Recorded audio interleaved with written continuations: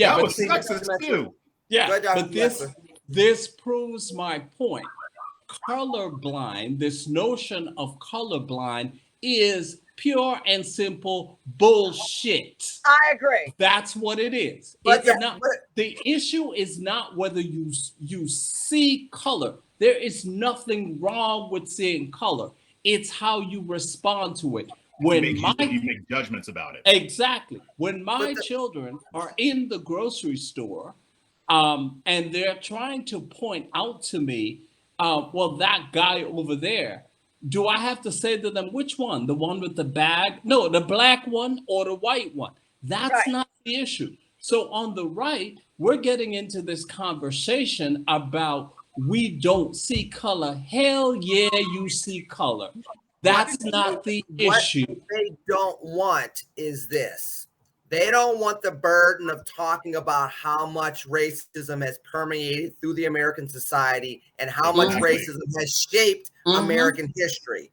That's the issue. Because when you start having that conversation, that's when you could talk about racism in every aspect of American life. And that makes them nervous. It doesn't make them racist, but it does say that, look, this country that you thought was so perfect is not as perfect as you thought it was. It can still be moving towards a more perfect union. You can admit that, but to say that race hasn't touched housing, economics, education, employment, healthcare, criminal justice, politics, elections, everything. You can't, what foods you get, where you have supermarkets, are they close to you? Do you live in a food desert? We can go on and on and on.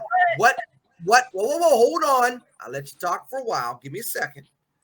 What many Americans, including conservatives and right-wingers, what they don't want to talk about is the fact that if you really start peeling back the onion of American racism, you could sit here and talk about how its tentacles have been in everything in this society since it became a country, and the very privileges that some have come from that. Now, that is what you can consider to be called critical race theory. Understand how America was formed through the lens of people that were on the other side of that privilege, without saying, you could do that without saying that America is a horrible country or America is not a land of opportunity.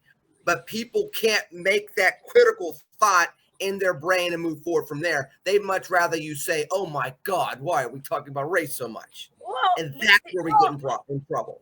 Because I would argue, I would push back and argue and say that it has much more to do with your socioeconomic status than it has to do. It does not. And you want to know what your socioeconomic, hold on. You know where your socioeconomic status came from? When you've been redlined, when you can't go to certain schools, when you can't get certain jobs, when you can't vote for certain people, and you can't do certain things in your life, and you're going to die 15 years younger? You know where that's coming from? It's generally coming from race. So you can't sit there and blame it on socioeconomics and ignore the racism that led to the socioeconomics today. That's disingenuous or extremely naive. Now, I'm not saying which one you get to pick, but if you're not going to sit there and say that the foundation of racism has led to some of, if not most of, the socioeconomic issues that we're facing today, where the average worth of a Black woman is $10 and the average worth of a single white woman is about about $45,000 to $75,000 in 2021, and not attach the history of racism to it, it's literally starting to blame the victim. It's, well, you know, if you just got a better education, well, we've been in these poor school districts for 4 generations, or we can't get school choice, or we don't have generational wealth. It is very hard to take the socioeconomic path and separate it from racism if you're talking about Black people. I push that part because you can't do that. I'm going to keep it 100 with you. It's hard for me to identify with that as a Black woman who me and my sister were the only Black kids in an all-white elementary school, because we moved from Philly to an all-white area. We were the only Black kids there. Our first experience was, you came from Philadelphia, you must not be educated enough. They tried to hold us back a year. So my mom insisted we were tested into our grade. When we left, We were the highest achievers in the entire school. Literally. Year one, I was the highest achiever. The year after me, my younger sister was the highest achiever. Melanie, Went to high school. I appreciate all that, but hold on. What I'm saying is, it has to do with your location and your socioeconomic situation. That did not, me being black didn't stop me from being. Are we going to talk about individual stories? Because I got a guy from Oxford on this show too. Or I got a guy that's an educated guy. Are we talking about individual stories, or are we talking about national trends? Yeah, if you talk about national trends, I don't think that those numbers will show you. Yeah, I don't think that the exceptions disprove the rule. I mean, there are a lot of black people who have been successful. Yes. Tons of them. Yes. But in general, I mean, if you look at the disparities, it's less likely for black people because of what has happened in the past. And I agree. Two things can be true at once. Yeah, our country has a very sordid history of racism that has impact even today, and we have also taken many steps forward. We have taken significant steps forward. Yes. I just think that we have more work to do. Those two things can be true at once. Right. I agree. I mean, it's undeniable that the impact of redlining, Jim Crow, and all that stuff still has effects as of today. It didn't just go away once they were made illegal. As a matter of fact, a lot of them still continued even when they were made illegal. And you know what? A lot of these things are still racist policies. And guess who's putting them into place? It's Democrats. I mean, gun control is racist. Democrats love gun control. I mean, there are a lot of things that Democrats are doing that are designed to keep black people down. There are similarly situated white folks that find themselves in the same situation that has nothing to do with the color of their skin. It's because of their socioeconomic situation. And they don't have access to education either. They don't have access. My dad was a PhD. They don't have access to a parent that was well educated because their parents were not well educated. Has nothing to do with the color of their skin. They're also in a crappy situation that has nothing to do with racism. They're white and unsuccessful, but they're also poor, which means they probably go to a poor school district. Probably are not getting as good an education as I got because I happen to be in a school district that's mostly white. Melanie, hold on, Melanie. There were statistics that showed that white men with a high school education or slightly below that had a better employment rate during the recession in particular than black men with a college degree.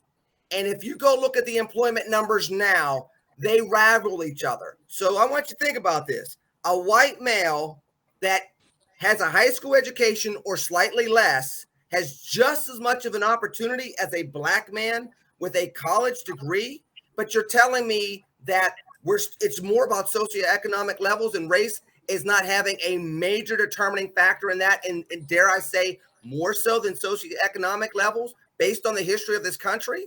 I think that's just skirting past the truth a little bit. I understand trying to be colorblind and treating people equally, which you could treat people equally and not be colorblind or be blind to some of these facts. I understand what you're saying about the facts. I just, in my opinion, feel like, and I think it's maybe my experience with kids in schools and et cetera, that you have white kids who have the same plight, and because you're black, you get access to affirmative action. You get access to more funding. You get access to a lot of things that poor white kids don't get access to. They just don't because they're not black. Okay, so I'm trying to understand your argument here. So is your argument that the issue is not race, but socioeconomic status? So let's start I think that it's not race as much as it is socioeconomic. So what do you mean not as much? Plays much more of a role than your actual race does, because I know plenty of highly successful black folks, and the reason why they were highly successful is because they had some money. Okay, so let me understand. So when you say not as much, are you then comparing apples to oranges or apples to apples? I'm not sure I understand the question. Okay, so what you're saying is the issue is not race, but socioeconomic status. Do I hear that correctly? Yes, that's what I'm saying. Okay. And so, from the perspective, if you look at Alabama, if you look at Tennessee, Arkansas, Kentucky, etc., what you find is that, in fact, those states, their gross domestic product is what? What's the gross domestic I don't product? know. Federal taxes. Okay, so they're taking more than they are contributing. West Virginia, as an example, they are contributing less to the economic pot. Fine. Okay. So, Right. from a socioeconomic standpoint, though, has there been a historical issue relative to the socioeconomic status of whites that is comparable or at least remotely related to the issue of blacks?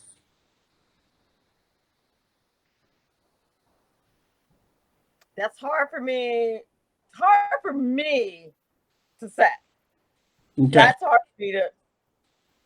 Well, hard which for me. is I'm sure that the statistics probably are in your favor on that. I hear that they are. I've done my own research on it in my PhD program. I see what the statistics say that they are, but my argument is like I said, I find that I have white kids as an educator. I have white students and black students that are similarly situated that have the very same problems. And I have black students that when they're situated as a white student does with the money and the access that white people do, that they do just fine. They're not having the same issues that other black folks are having. well, look, I think that socioeconomics is part of the equation, but I think your argument that it is similarly situated is flawed because Really? the socioeconomic history in this country doesn't validate that. And so, yes, they have always been. So, let's look at welfare, for example. So, statistically, who is on welfare? Who gets more welfare? Blacks or whites? Whites, but I think it's because there's more of them. So Okay. And so then why is the narrative that black people are welfare queens, welfare cheats? Why is that then the narrative? because people don't know what the actual numbers are, and they Okay. don't understand. They don't understand how to read a study. They don't understand study sampling. They don't. They you know they, Or they they don't were understand. blind listening to the pundits. There Right. you go. They listen to the pundits. So hold on. Speaking of pundits, what I'm going to do, because I'm not going to stop this conversation. I'm saying we're leaving for this week of Red and Black because y'all don't need to know about the rest of this stuff. This will be a two-parter. We will send more of this later. I'm cutting it off now. TCNGB, take care and God bless. Goodbye. And you'll see the second part of this in about 5, 4, 3, 3, 2, 1.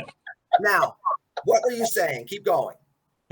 So, and from my so here's the problem. Look, I think that socioeconomic status is at play. I Yes. don't think statistically and historically you can prove either by regression analysis or anything like that, that in fact it is either or. I think it is both and. Certainly, the issue of economics plays a role. However, to get to a socioeconomic issue, if you have been redlined, if you look at the credit bureaus and how they operate, you look at the fact that you can't get a loan, you look at all of Okay, can we talk about the loan situation for 1 second? Go please? ahead. You can't get out. Okay, so when we apply for loans, now generally it's done electronically. Mhm. Nobody knows what color you are. They just But they know know your zip code.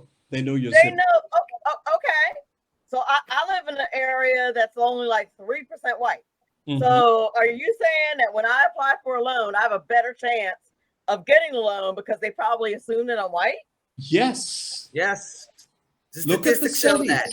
The Okay, studies show that. so again, in my mind, that has to do with socioeconomics. If you live in a socioeconomically depressed area or zip code, then they're going to make assumptions. There are white folks that live in socioeconomically depressed areas.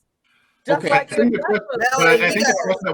question that we have to ask, though, is that in these predominantly Black areas, why are they socioeconomically depressed? That's the question. That's the question. And Why? I do think that is where the legacy of Jim Crow comes into play, because just because those laws were made illegal doesn't mean that they didn't have impacts that reverberated over the coming generations.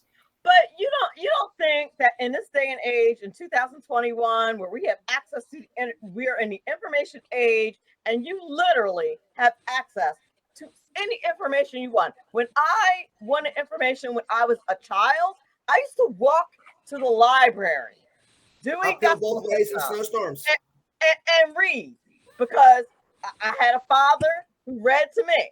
I had a father who said education was important. And if you wanted to know something, you go to the library and you look up. Because I had a dad and a mother that's what they taught me. So, but are you saying that the reason why there's other Black folks that were never taught that is because of racism? Because Condi Rice also grew up in the segregated South. You don't get more racist than that. How did she get to the point where she learn 6 languages? But again, she's the exception. That's an exception. Once again, number one. Number two. But she was Black the whole time. No. But an exception. Well, okay, look. Barack Obama became president of the United States. How come Jesse Jackson and Al Sharpton and Alan Keyes and Alan West and everybody. How come they didn't become president? To be fair, though, they kind of suck. So it's not possible that they just sucked. Like, that's not a possibility that they sucked.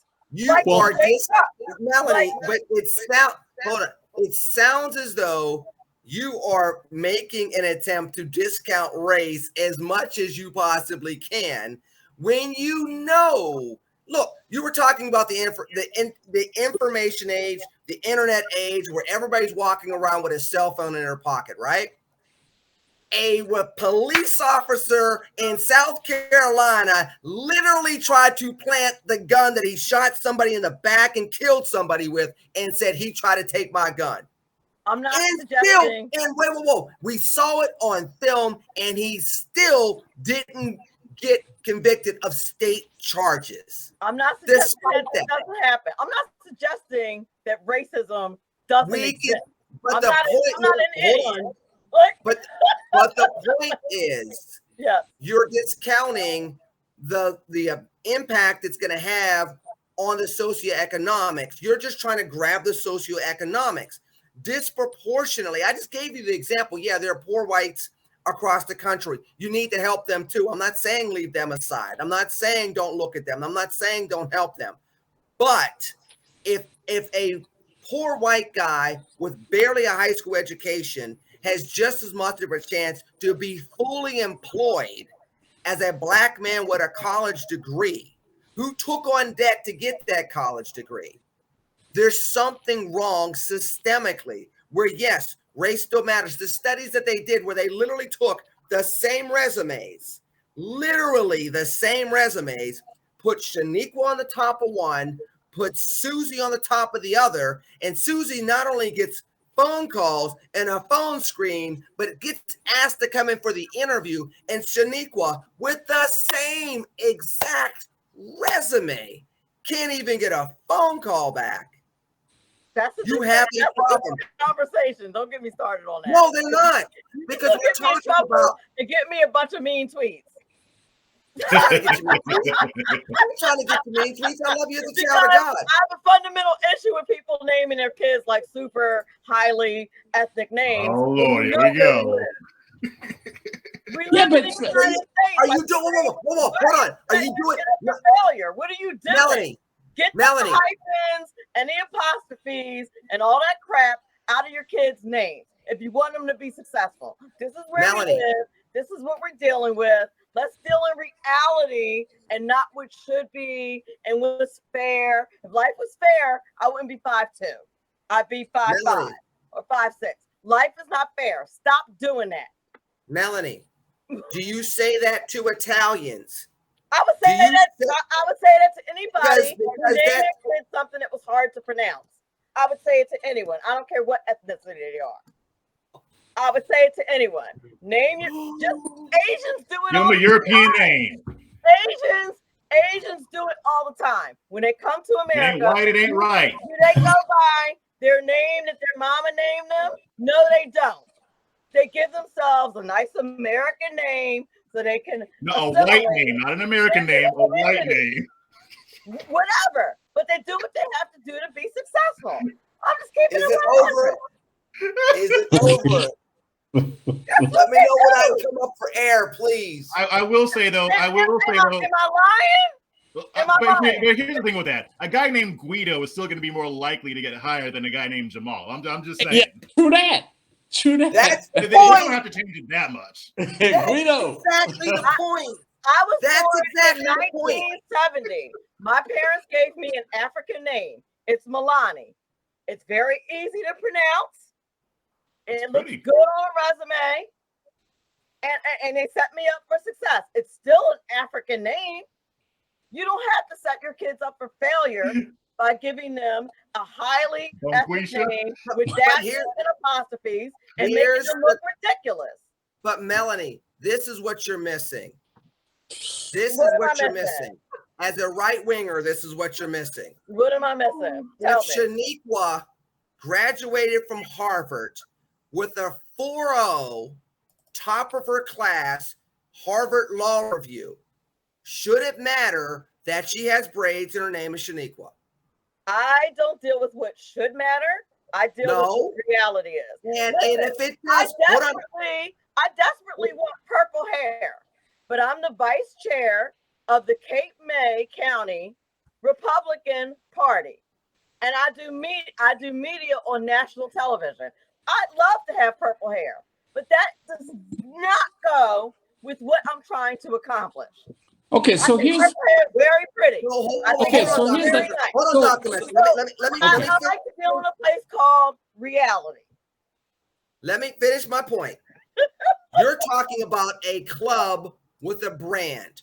We're talking about qualifications and employment, knowing full well that you're going to have somebody whose name may be Janie or Jenny, who's going to have a nose ring in, who may have a couple of earrings down their hair, and may have a purple streak. But that's going to be seen as being more acceptable if she's from Harvard, top of class, law review, because that's going to be seen as being eccentric. But straight lace with braids in her hair, Shaniqua with the same resume is going to be seen as being, well, I don't know if she'll be a culture fit. And you're ignoring the fact that if you can make both of those true and say that, well, that's okay, you're allowing the baked-in racism to stay there. No, I'm not suggesting that it's okay. I'm not suggesting that it's okay. What I'm suggesting is that it's the reality that we deal with. So if you want to change that reality, you got to get in first. You got to get in there first. Okay, which is why my hair is not purple.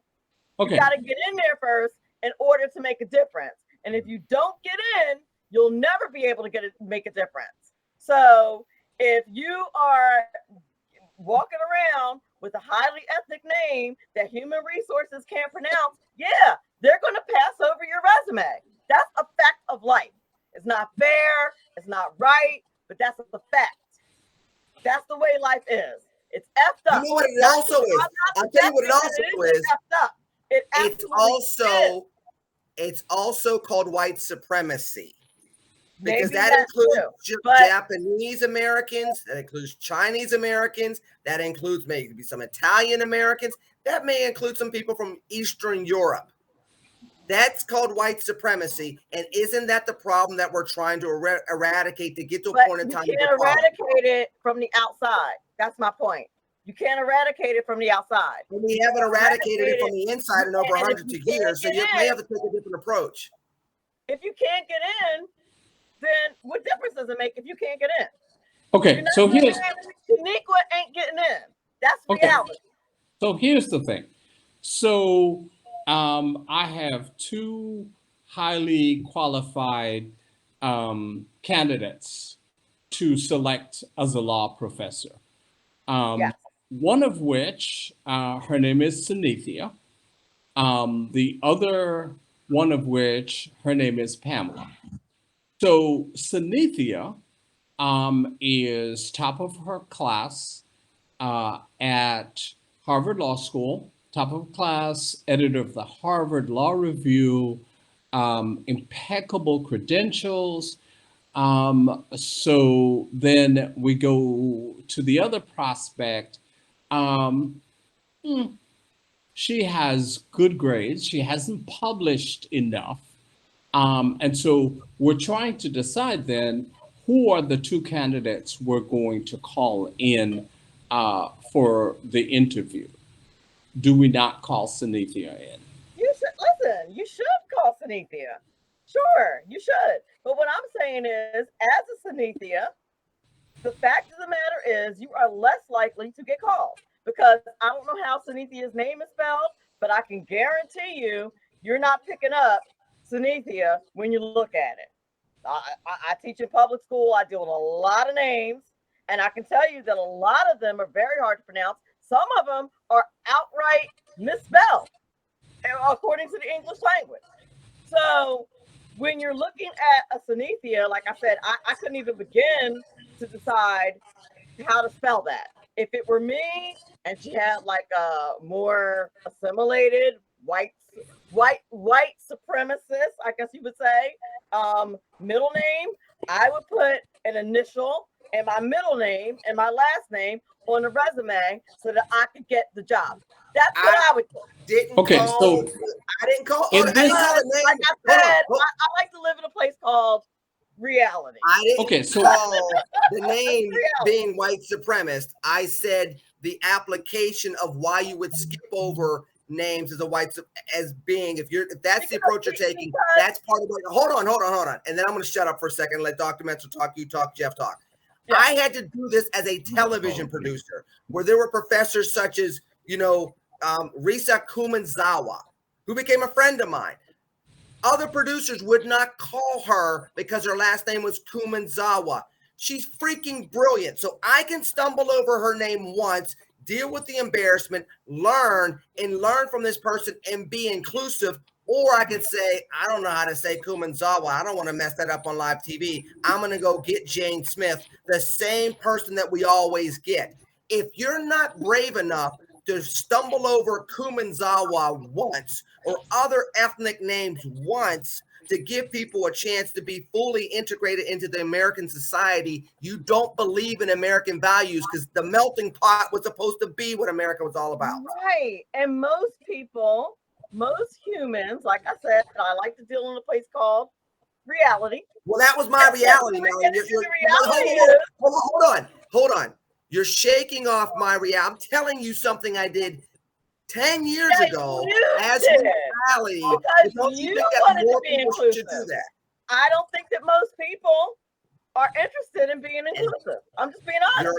That's the point we're bringing up then. I don't think it's nice. I don't think it's fair. I think it's absolutely wrong. Don't get me twisted on that. I think it's absolutely wrong.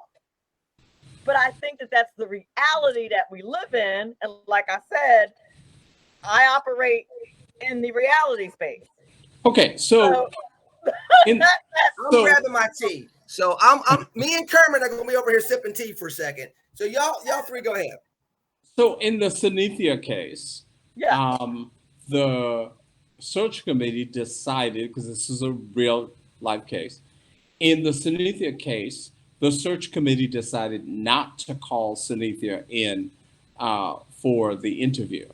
They called the other candidate in for the interview. Here's the reality of what we face as an academic institution. We then had to pay Sunithia $1.5 million because Sunithia was the most qualified candidate. And so there is a risk associated with that. But in addition to the risk, I think I would prefer that folks don't call their child internet. I would prefer they don't have those names. But it is also, a legacy of white supremacy. It is also a risk management issue. And it is also an assimilation issue. And so the question largely becomes, are we then going to say we prefer to take the risk, even though this is going to be the cost? It is the same risk that police departments across the country are taking. Because in fact, when they talk about all of these lawsuits that they are settling for millions, hundreds of millions of dollars, and as conservatives, if what we say is we want our tax dollars spent appropriately, why do we not just address the issues instead of spending hundreds of millions of dollars wasting taxpayers' money? If as conservatives, in fact, we say that we are good stewards, we're being hypocritical. I don't disagree with one thing you said. I don't Jeff, jump in because we're gonna have to end soon because we going in circles because I can't get into this right wing rhetoric spin. It's giving me a headache. It's not rhetoric. That's what's scary. And can I just say one more thing? Can I just say no. Jeff's been being patient and he's yawning. We can go. I'm tired. Go ahead, Melanie, quick, and then Jeff. No, what I was going to say real quickly is that for me to suggest that I have not benefited from being Black, that I haven't benefited from affirmative action, that if they had two resumes with two of identical qualifications and people didn't pick me because I was Black, that's naive. Go ahead. Yeah, but I guess what I'm hearing a lot is, anecdotal stuff like this person succeeded, that person succeeded, we had a Black president. But like I said, the exceptions do not prove the rule. Right. I mean, and again, we do have to ask, why are socioeconomic conditions for Black Americans the way they are? It's not because Black people are just lazy or whatever. And I'm not saying that there's nothing that should be criticized about Black people. But at the same time, to discount the impact of these policies. I mean, they use these policies specifically to create these conditions. They weren't just meant to hurt the Black people who were living back in the 60s and before. They were meant to hurt generations of Black people, and they succeeded. So I get it. We have the internet, we have computers in our pockets. That does not erase the impact of what happened. So we have not yet rolled that back yet. We have not yet solved those problems. Yeah. We have made a lot of progress. And that's why I had to take issue with the left, especially when they're talking about, these voting laws or Jim Crow 2.0. These people don't care about racism. Acknowledging that racism exists and acknowledging that racism has an impact is not, saying that does not make you Al Sharpton. It does not make you Ta-Nehisi Coates or Ibram X. Kendi. Yeah, those people exist, but I think the problem with people on the right is that make you Sean King, though. It does make you Sean King, yes. But I think the problem with people on the right is that what happened is that you have these progressives who exaggerate racism and make it sound like there's a Ku Klux Klansman up behind every tree waiting to lynch a Black person. So what the right did is, instead of being sensible about it, they just went to the opposite extreme. Like, no, the only racism is in the Democratic Party and in the KKK. No, the truth is somewhere in the middle. Yes, there is racism. We're never going to get rid of racism. Yes, there is racism in our systems. And like I said, today, most of it is done by Democrats. I'm not saying Republicans are innocent, but Democrats are the ones who are governing predominantly Black and brown cities. Baltimore. Yeah, and they do implement policies that disproportionately impact the Black community even today. And so that adds on to what was already done. So yeah, we still have work to do. I don't think that people on the left are the ones to do it because I don't think they want to do it. I think they love racism. They don't see racism as a societal ill to be dealt with. They see it as a political weapon to be used against their opponents. Correct. So if there's going to be people who are actually going to do something about it, it's people like us. But we can't do that if we're constantly downplaying the impact of racism. There is a middle ground here, and I think that it's politics that keeps us from getting to that area. We need to be the adults in the room because the left isn't interested. This is something to exploit. So it's up to us on the right to get to a place where we can be the adults in the room, have real, honest conversations about these, and actually work towards actual solutions that will actually change things. Yeah, and so Melanie, it's not a pretty story. It never is. And listen, I'm not suggesting that racism doesn't exist. I've been the victim of racism. Like I said, I grew up in an all-white area. I still live in that area. I've dealt with racism. Cynically, what you're seemingly saying is that it has something to do with race, but it has more to do with your socioeconomic status. No, something's absolutely. I'm being cynical as hell, but I mean that's kind of how your whole argument has come across. No, I've had situations where it was pretty. I'm being very sarcastic at this point in time. I'm talking about your general argument is how that's how it's come across. That it's less about race and it's more about socioeconomic factors, and the whole basis of my argument is you can't go to socioeconomic factors at step 7 if you're going to ignore steps 1 through 5 that have a lot to do with race, which help create the socioeconomic factors. See, that's what I'm saying. You're ignoring American history. You're literally and just time traveling forward and forgetting where we came from. My daddy's no longer here for me to ask how he came through the 60s as a militant Black man who sent us to the African School of Learning in preschool. I like that. Had us standing Black power at 4 years old to a PhD psychologist. That's what I'm talking about. I don't know how he got from point A to point B. I don't know how he got there, and he's not here to tell me. But I know that at one point he was very militant, a Black man, and I think at one point the light bulb went on, and he was like, you know what, fighting with these people is not going to be as effective as getting into the infrastructure and fighting from within. My dad was just as militant and sent us to Catholic school and got me through Shady Side Academy, and my brother as well. And I went to Davidson College. So, and the militancy did not go. I understand the militancy, and I understand what you're saying as far as getting into the system, but you can't separate the impact of race on socioeconomic factors on the majority of Black people today. And even when you look at employment numbers, why you have this baked in the cake, double unemployment rate for Blacks versus whites, why you have this, like I keep bringing up, white males are more likely to be employed than Black males with college degrees, and all this other stuff. You just can't ignore that and going back to Jeff's point and not see that, okay, these policies, which by the way were in place from the 1860s, roughly 1870s, all the way through maybe the 90s, some of them. But now the last 20 years, we made up for 20 years? I guess what I'm trying to figure out is, I don't know how, like, my dad grew up poor. I don't know how he got out. You know what I'm saying? I don't understand how he got out. I know a lot of people who got out.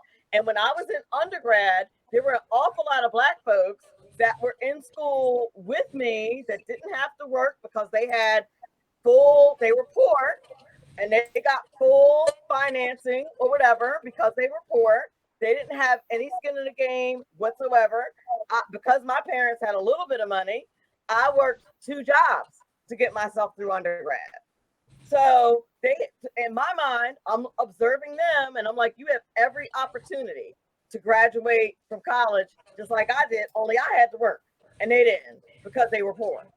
Yeah, but see, I didn't understand Speaking it. of getting out, I think it's about A that bit time for me. unfair.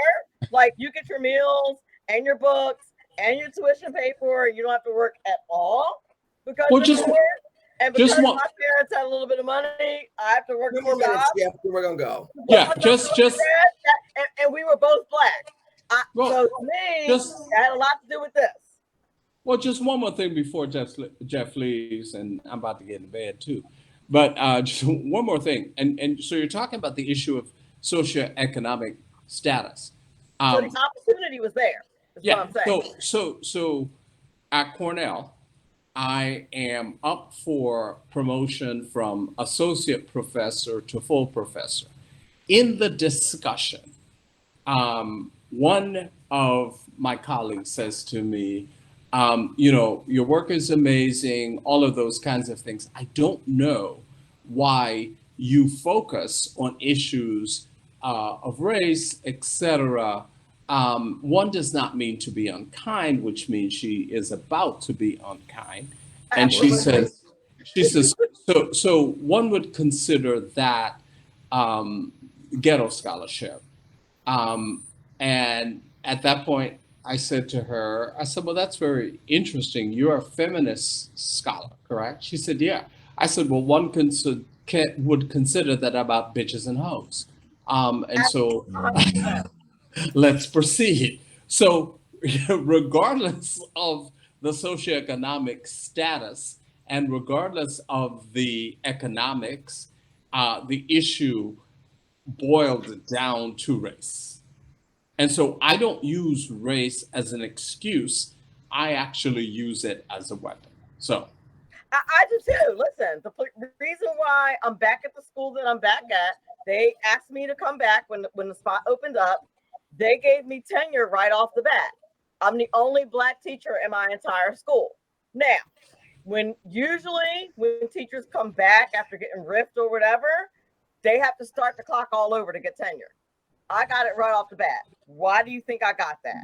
If you think it's not because I'm black, you're crazy. And there are white people who came back and did not get that opportunity. So I guess what I'm trying to say is it works both ways, and we kind of ignore that there are benefits and programs in place to help you if you take advantage of that opportunity. But people are like, how did you, like my fellow teachers are like, how the hell are you tenured already? And I'm like, well, I was tenured when I left. And when I came back, they said, if you come back, we'll keep you tenured because they needed black teachers. All right, folks. You're telling me that I'm the only one that has that opportunity? You're telling me that I don't get hired as a professor at colleges in a STEM in computer